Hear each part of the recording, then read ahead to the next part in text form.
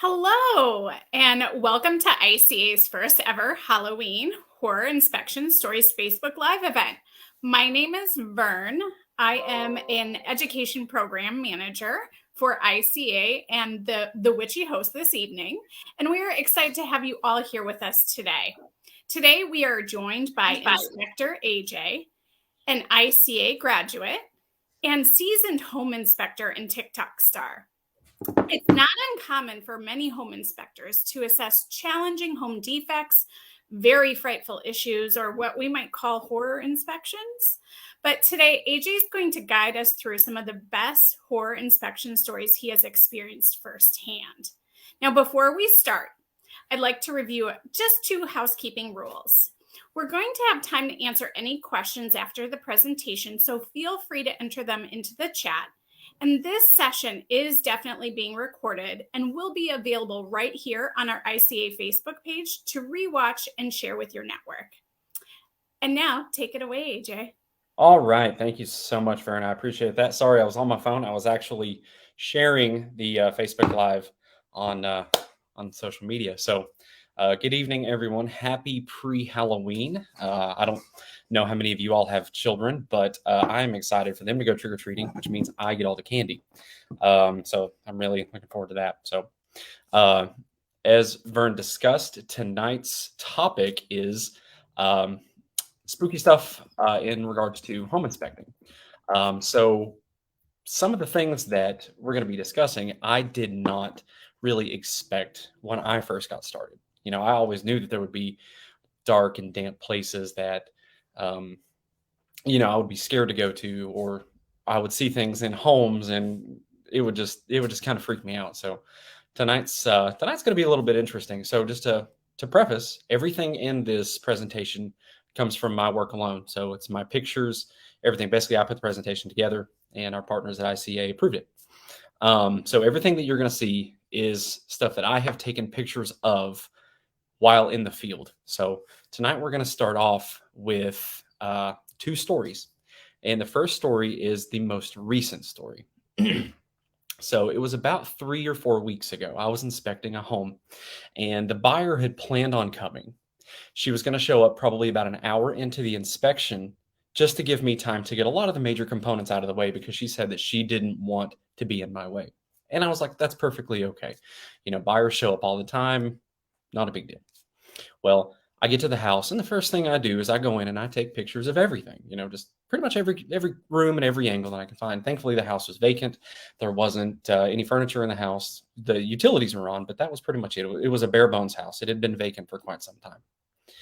The house was a shotgun style house, which basically means that you can stand at the front door and look all the way to the back and vice versa. It was very well laid out. Right when you go in, you're standing in the living room. You've got 2 bedrooms to the left. You keep going, you got a kitchen, and then down the hall, 2 more bedrooms and 2 bathrooms. As I'm inside taking a couple pictures, I'm probably 20 or 25 photos deep at this point. I look down the hallway and I see a man. And the man walks from one bedroom to the next. And I froze. And meanwhile, I had my ladder in the garage because that's where they had the attic access. So I put the ladder literally right under it. And I heard my ladder as if somebody were climbing up. And then I shoot through the kitchen to the garage, thinking that somebody was in the house and on my ladder.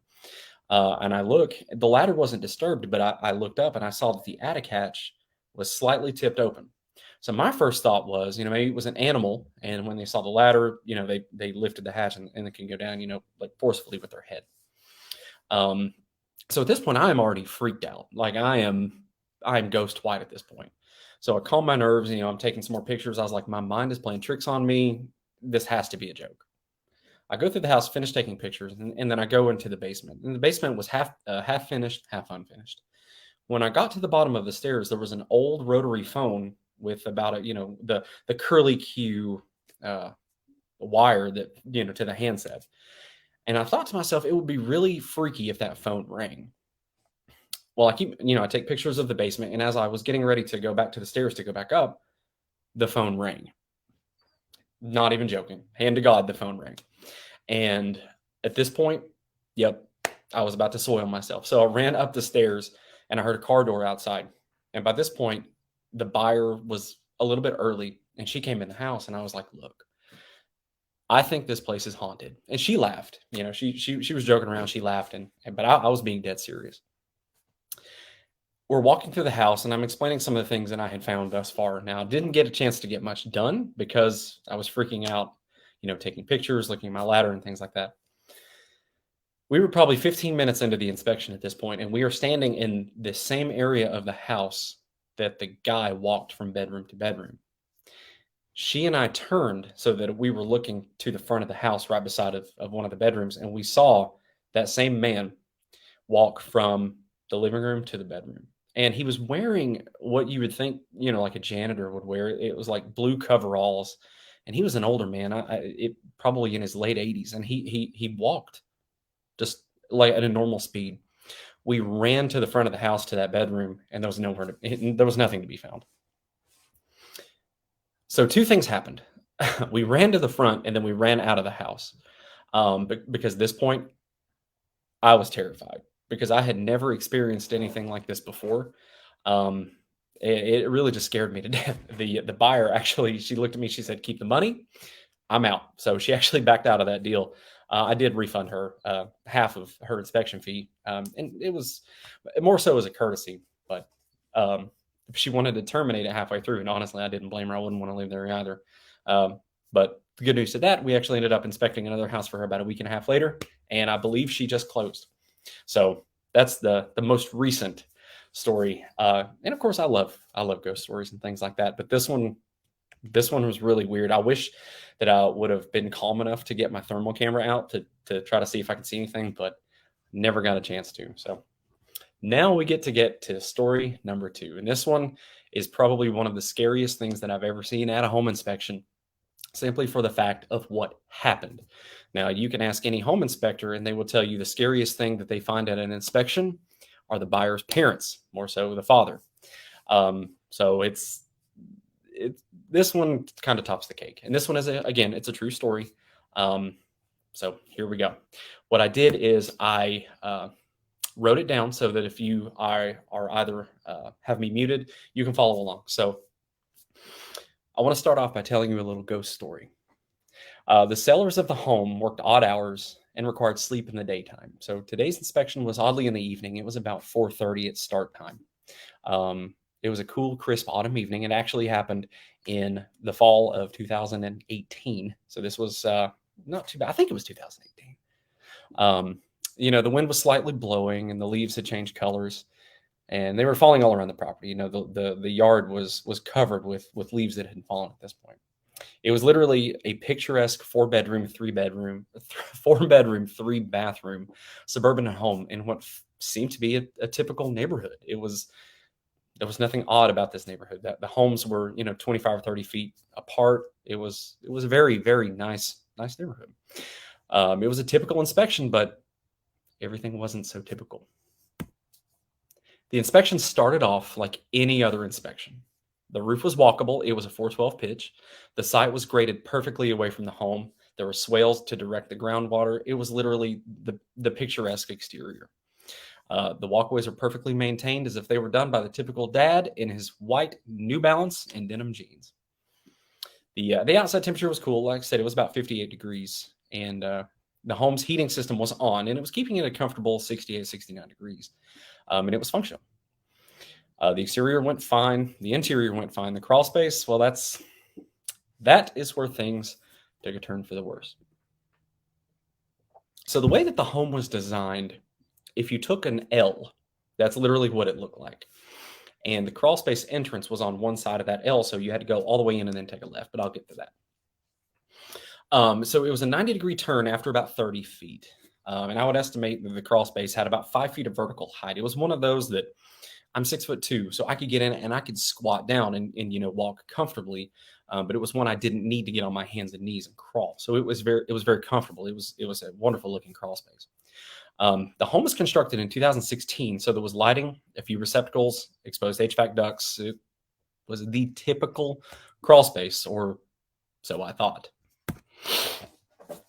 When I was about 6 or 7 feet inside the crawl space, I could still see the door off of my right shoulder. I got goosebumps all over my arm. It felt like I should turn around and get out, but it didn't really hit me at that point. I I felt weird, I felt like somebody was watching me, like the presence of another human being. Now, I know that sounds stupid. I get it because I could hear the excited buyers literally 5 feet above my head. They were there.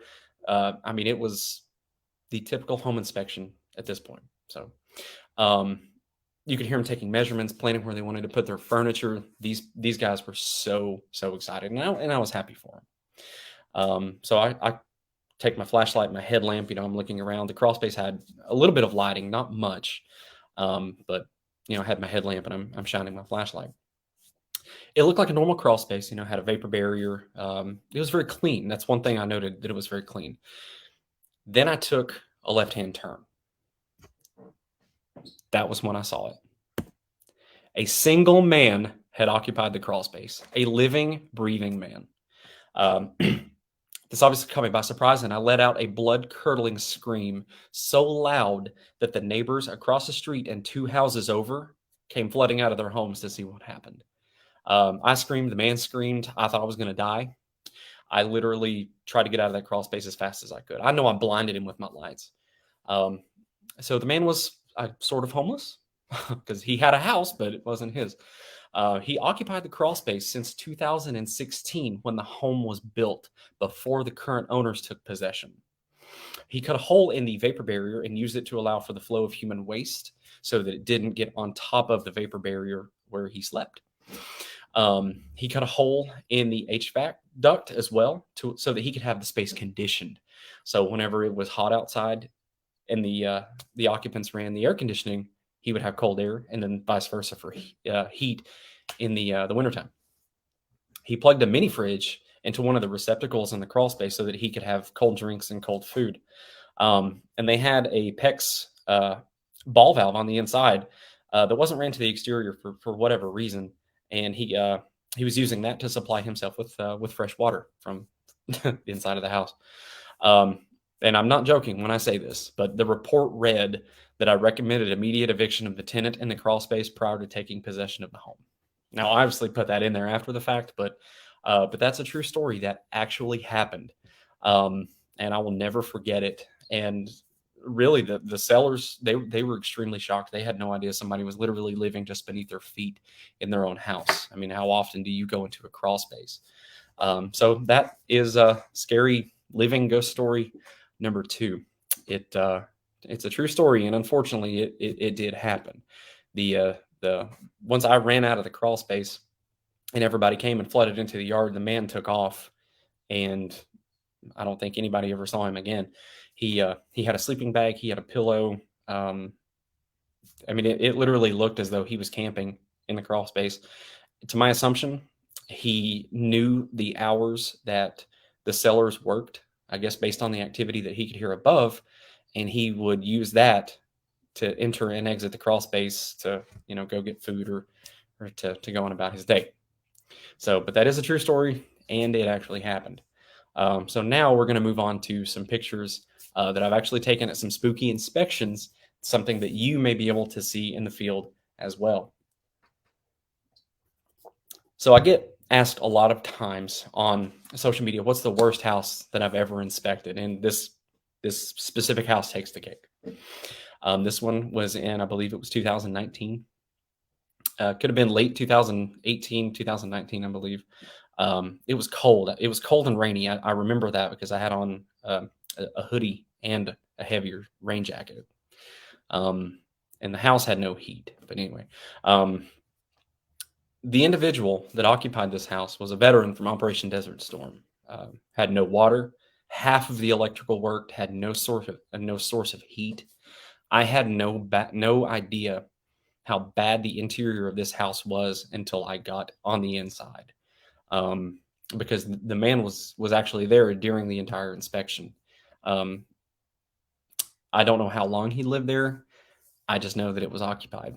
So I inspected the roof, the exterior, got on the inside, and was pretty much floored at this point. But on a positive note, he did receive housing through the VA. uh, before he ended up passing away. The buyers wanted the property for the land. They knew that the house was almost uninhabitable.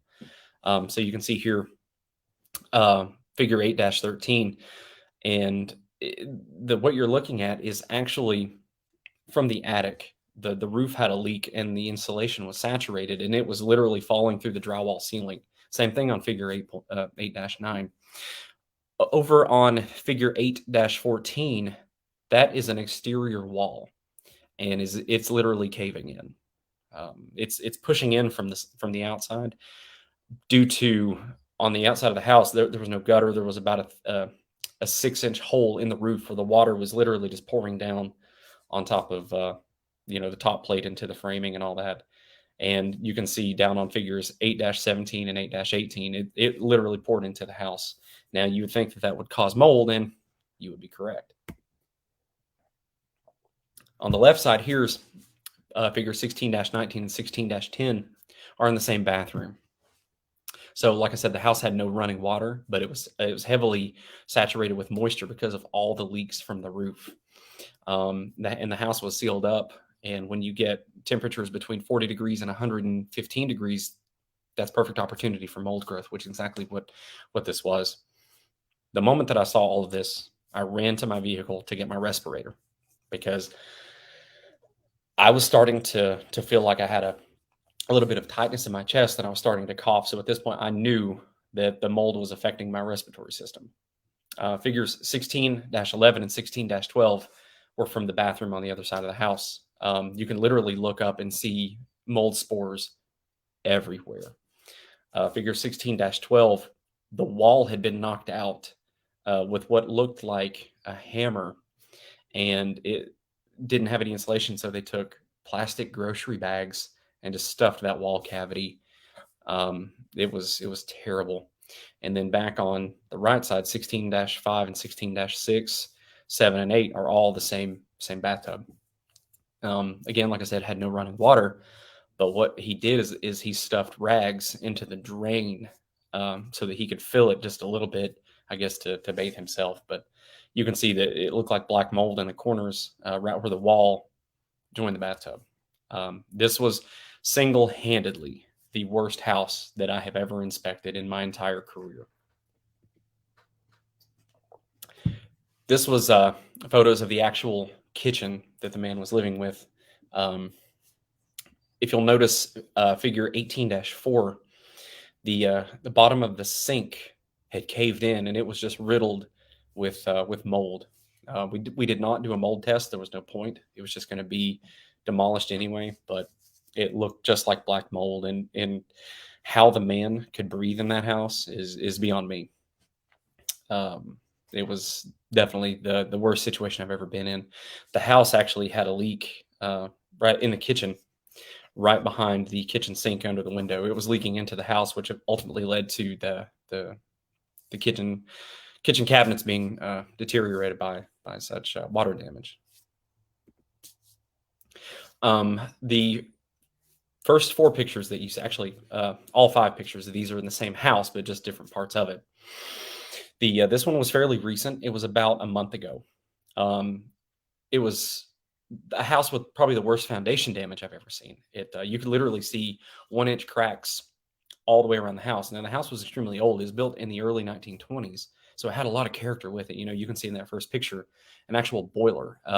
We don't have boilers in my area anymore, if that tells you how old this house is. And then you can see the cracks behind the boiler, behind the water heater, and then behind that makeshift shelf. The cracks were at least 1/2 an inch thick, and it spawned throughout the house. None of the doors shut, none of the windows open freely. There was flexing in the floor all the way from the front to the back. The stairs were out of alignment. The house had a lot of foundation problems, but fortunately, the buyer, her parents actually own a foundation repair company out of state. So she was ready for this challenge. So she was at the inspection. She was cool with it. She told me the plans on how they were going to fix the foundation and level the house. Basically, she was going to put a lot of money into the home, live there, fix it up, and then sell it, which is great because she knew that everything that needed to be done was going to be done. and I laughed at this other picture.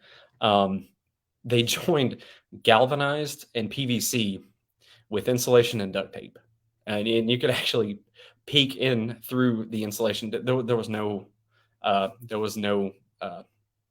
couplings. There was nothing. It literally just was joined with insulation and duct tape. And when I turned on the water, it poured. It just poured with water, and it pretty much flooded the entire basement floor. So that was fun. But the buyer, she's extremely handy, and she was going to be taking care of pretty much everything in the house. So it was pretty interesting. Now we get to move on to animals.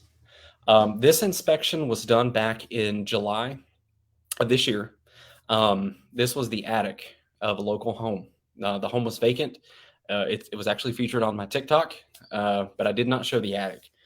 Um, the snake skins that you see here, one of them measured 11 feet long, and the smallest was about 2 feet. Now, I did count 12 snake skins in this attic.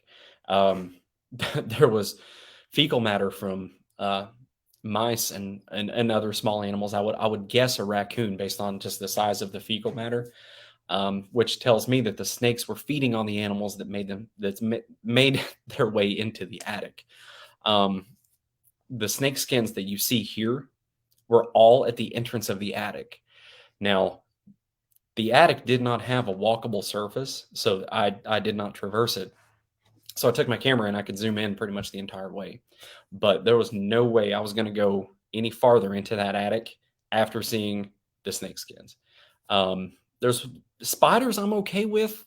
I've grown accustomed to it. I learned a long time ago that if you get bit by a spider, 99% of the time it's going to be just like a mild bee sting. And I've been bit plenty of times. And I used to be deathly terrified of spiders. Um, but snakes, on the other hand, if I see a snake skin in an attic, not only am I going to exercise extreme caution, um, but I'm going to be terrified to inspect any specific area, crawl spaces, attics, houses. And truthfully, this is not the first snake skin that I've ever seen. There are plenty of other homes that have large snake skins, but this one had the highest number and the longest. Now, there was another house that I inspected. It had the biggest as far as diameter is concerned. And it was probably 2.5, 3 inches in diameter. The snake skin was cut in half. It looked like it had been ripped, but that one was the absolute biggest. This one, this crawl space was something that you would find on the Blair Witch Project. Um, the house was very long and narrow, and it was built into a valley so that there was very little natural light. And this was it was still in the summertime. This one was back in September. So the trees were still in full bloom. So the house had a lot of natural shade. Even in the dead of summer, it was still a comfortable, 78 degrees in the house without the HVAC system running. The downside with that creates a perfect opportunity for rodents, snakes, and other animals to ingress into a crawl space. And obviously you can see here, I had my headlamp on high, and you can still see the tunnel vision into the crawl space. So you will see this quite often. So that's why one of the best recommendations that I could ever give anybody getting into this field is to purchase a good high quality flashlight and take very good care of it. Because I cannot tell you how many times I've lost flashlights in crawl spaces. And truth be told, I lost a flashlight in my own house crawl space. It was about a year and a half ago. We had a skunk in the crawl space, and I was trying to go in and try to clear him out, and I had my flashlight and my headlamp, and ultimately I left my good flashlight. It was a Surefire in the crawl space, and it's still there today. If I ever go back in the crawl space, I'll get it, but my crawl space is extremely tight to get into, and it's one of those areas that if I don't have to go into it, I'm not gonna. Here are a couple other random photos of just stuff that I've seen in just the last 3 months. So starting from left to right, I opened the closet door to this home, and the A coil was just exposed. It had damage on the coils. The airfoils were damaged. That entire HVAC system needed to go. There was rodent damage to the ducts underneath the house. I saw that, took a picture of it, sent it to a buddy, and said, "This is all you." The second picture was a an electrical panel that was found in the crawl space. The house had ironically just been rewired, so an electrician put a brand new panel in the house upstairs in the main level. But I was in the crawl space, and it was a fairly walkable crawl space. It wasn't anything that I couldn't fully stand up in, but I didn't have to crawl. So I grabbed my voltage sniffer and I stuck it in an open knockout, and lo and behold, there was active voltage. So that electrical panel was actually still in use. Um, and the buyers, I believe they hired an electrician to come in, yank it out, and connect every one of those branch wires to the new electrical panel upstairs. So the image right below it was at the entrance of an attic that was not too long ago. The way that I entered the attic, I popped my head up in the hatch, shined my flashlight, turned around, and I saw an animal trap. And I look in, and it was actually had a dead squirrel in it. I don't know how long it was there for. It didn't stink, so I'm going to guess it was there for quite a while. Non-animal based, you can see the picture on the right is a skylight, and anytime I see a skylight, I always know there's going to be a leak at some point, unless it's brand new and flashed properly. When I was on the roof, there was no dead indication that there was a leak until you look at the picture directly below it, and you can see all of that black staining directly to the side of where the skylight's framed in, and the flashing has failed, or the roofing material has failed, and that's what all of that black staining on the OSB is. So there's been some water penetration for quite some time, and fortunately we were able to bring this to the buyer and the seller's attention because they didn't know about it either. It was remedied and fixed, but that's a very common spooky horror that you will find with skylights. Moving on to things that I wish I had known before getting into this field. And this talks about spooky stuff, and it talks about just everyday stuff. So your flashlight is your best friend. And not just for dark spaces. You can go into a home, and if you get at the right angle, you can see imperfections in drywall and other finished surfaces that you can't see in the daytime. Now, of course, goes both ways. It also works perfectly in dark crawl spaces. I prefer rechargeable flashlights because I can carry a power bank with me just in case I forget to charge it and it's been a few days, because I use my flashlight probably for 40% of the inspection. I at least have it either in hand or in my tool belt ready to go. Like I said, I prefer good quality rechargeable flashlights and battery backups. I usually keep 2 battery backups. I keep one here at home fully charged, and I keep one in my bag, usually fully charged. Worst case scenario, if I get to an inspection, find out my flashlight's dead, my battery pack's dead, I can just leave my truck running and leave my battery pack to charge, and that way I won't have to leave the inspection to go get batteries, because I've had to do that before. And you got to get ready to get out of your comfort zone. There are going to be a lot of spaces that you probably don't want to go in. And for the first few times, you might hate it, but over time, it's really not that bad. I didn't really enjoy going in crawl spaces when I first got started. The crampedness, the musty smells, the just being inches away from spider webs. But now it's nothing. I'm almost desensitized to it. If I see a spider, I'll flick it off, or if it's not bothering me, I won't bother it. And I've actually learned a lot about spiders. The one spider that terrified me to death, they call it an orb weaver. It's giant. It's black and yellow. And I got bit by one of those. It was about that big, and it was on my arm, and it felt really just kind of like a small bee sting. But what had happened, the spider got under my shirt. I was laying on my side, and I didn't feel it. I think I was wearing a respirator, and I think I was crawling, and it got under my shirt and got me on the arm, and it just felt like a small, mild, like a sweat bee sting. And I saw what it was, and I freaked out. I hit it off, and I tried to Google real fast, black and yellow spiders, and it turned out that's what it was. They're non-venomous. It says that, just ice it if it gets sore, and just take Tylenol for the pain. I had no pain, so I didn't have to take Tylenol, but I have learned to respect those, type of arachnids. And I do a lot of research on them. Now, the ones that scare me to death are black widows and brown recluse spiders. But thankfully, knock on wood, I've not been bit, and I've not had any interaction with those. Wolf spiders still scare me just based on the size. But usually if I see one of those spiders, they mind their own business and I mind my own. And you've heard the old adage that spiders are more scared of you than you are of them. It's weird to say, it's weird to hear it, but it's true. I've seen more spiders than anything. And I can probably count on one hand how many times I've been knowingly bitten. Now I've come out of crawl spaces with small bites and irritations that I'm sure have been spiders, but um, now it's just part of the job. You can wear long sleeves and coveralls and crawl spaces, but you're still going to have part of your body that is exposed. A good respirator and a good quality mask would be good, because the most toxic air in a home is going to be located in the crawl space, and you don't want to breathe that in. You've got insulation particles and fibers going into your body, and you just don't want to do that. Keep a change of clothes and personal hygiene items in your vehicle. I've had to change clothes on more than one occasion, simply for the fact that I either got wet, um, I either sat in something that you don't want to sit in coming from a waistline. Um, a wet dry vac is a great tool to have. I, on more than one occasion, have overflowed a sink or a bathtub. Good quality coveralls for when you go into crawl spaces. You can pick those up at any home improvement store. Bug spray is a must, especially if you live kind of where I do. Right there, uh, eastern Appalachia and northern Georgia, especially where mosquitoes are.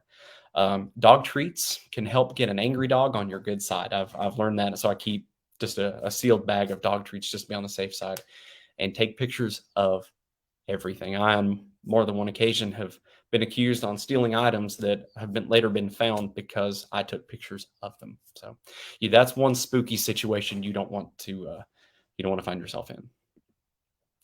Comments, questions, concerns, gripes, or complaints. So now I think we're going to move on to the Q&A session. Yes, thank you again for sharing these horrific home inspection stories, AJ. We do have a few questions.